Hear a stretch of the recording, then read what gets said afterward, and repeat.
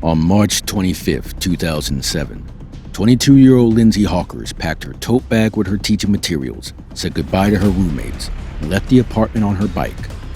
She would never return again. This video talks about the bizarre case of Tatsuya Ichihashi and one of the creepiest and most sickening murders to have ever occurred. Lindsay Hawker was born on December 30th, 1984 to Bill and Julia Hawkers in a town called Coventry, located in the UK. She was raised in a close-knit family, and she excelled academically. She graduated from the University of Leeds with a first-class honors grade in biology in 2006. Those who knew Lindsay described her as bright, ambitious, and always having a positive outlook towards life.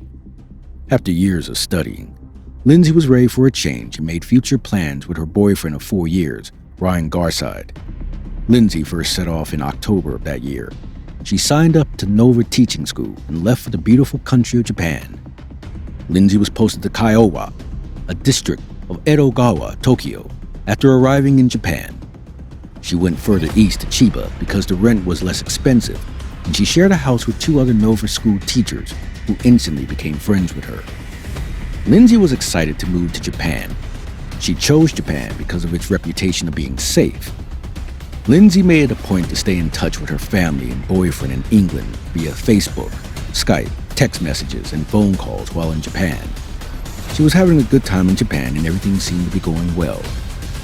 6 months into her stay in March 2007, Lindsay had an unusual encounter with a stranger.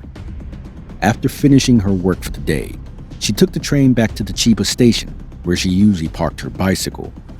While unlocking her bike, she was approached from behind by a man who said, "Are you my English teacher?" Lindsay was confused because she was certain he wasn't one of her students.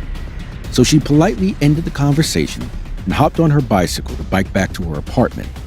The man began to follow her, and when she quickened her speed, he rushed after her.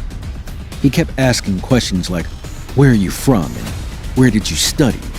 while she was attempting to get away from him. Lindsay couldn't shake the man and eventually stopped her bike outside her apartment, where he approached her again. He introduced himself as Tatsuya Ichihashi and asked Lindsay whether she would be ready to teach him English because he felt he needed some assistance with the language. Lindsay reluctantly agreed and decided to meet him in a cafe for an English lesson. Although her roommates warned her against meeting him, being the helpful person she was, she didn't see any harm in it. On March 20th, she set off to meet him at the Duo Tour Cafe. It was the last time her roommates would ever see her again. Lindsay's last Facebook message was written on March 20th, and it read, "Love you lots. Don't worry about the guy who chased me home. It's just crazy Japan. Miss you." On March 26, 2007, Lindsay's father had received a phone call from a staff member at the Nova Language School. Lindsay had failed to turn up to her classes for 2 days in a row.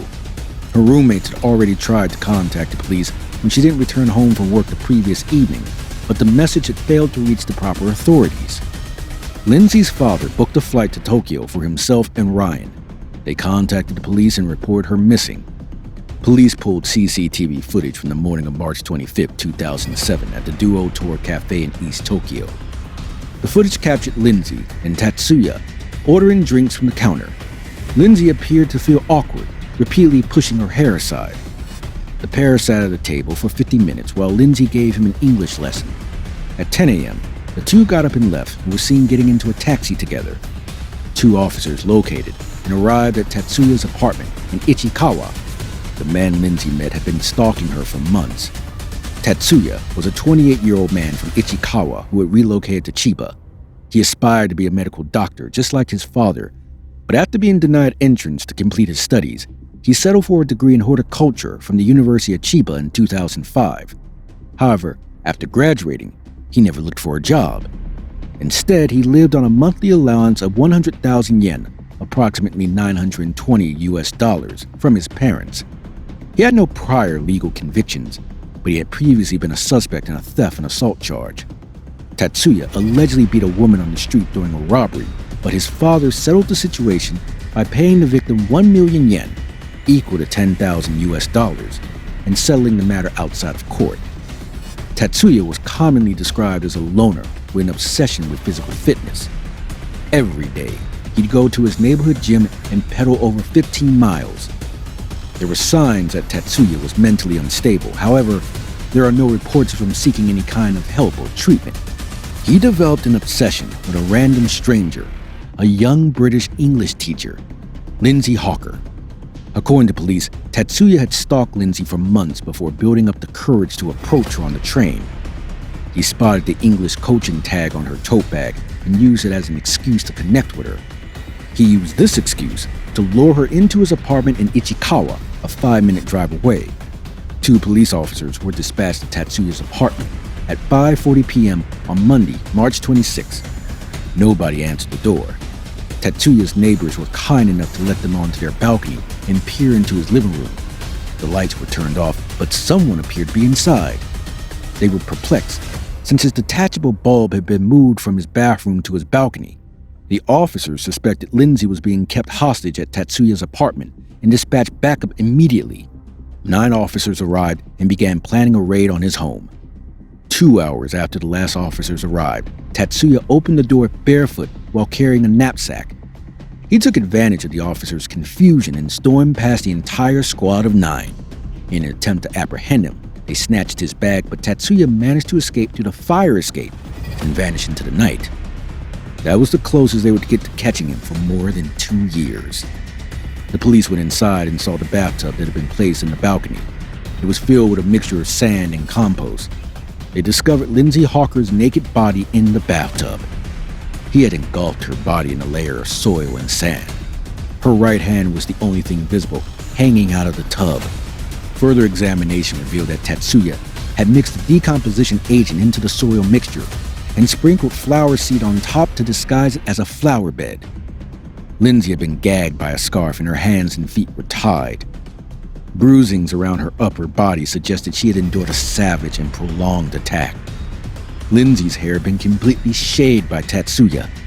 Police also discovered many women's wigs littered throughout the apartment, leading them to assume Tatsuya was a cross-dresser. Egg-sized bruises on the left side of her mouth suggested she had been struck repeatedly with a fist, while marks on her upper body were caused by collisions with furniture. She was raped and choked so violently that the cartilage in her neck was broken.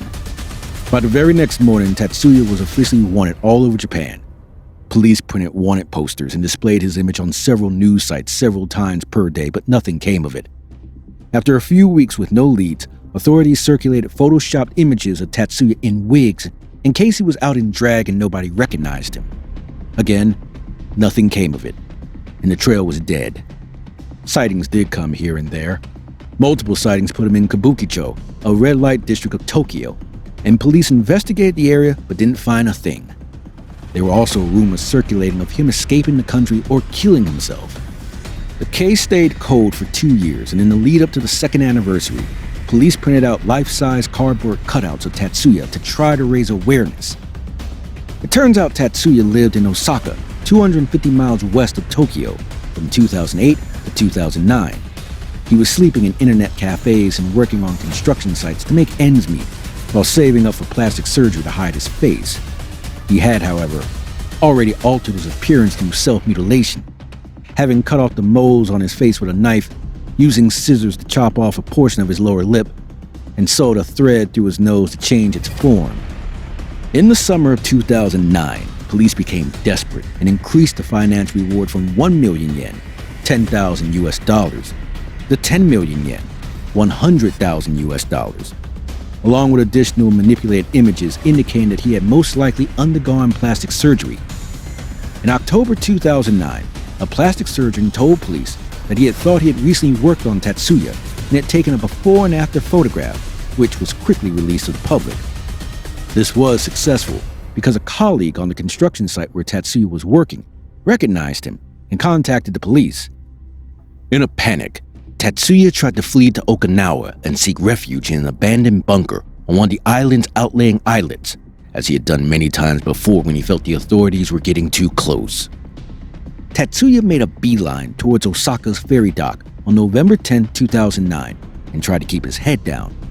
He could have slipped away again if he hadn't been recognized on the ship. Unfortunately for him, A port employee recognized him and directed security to contact the police.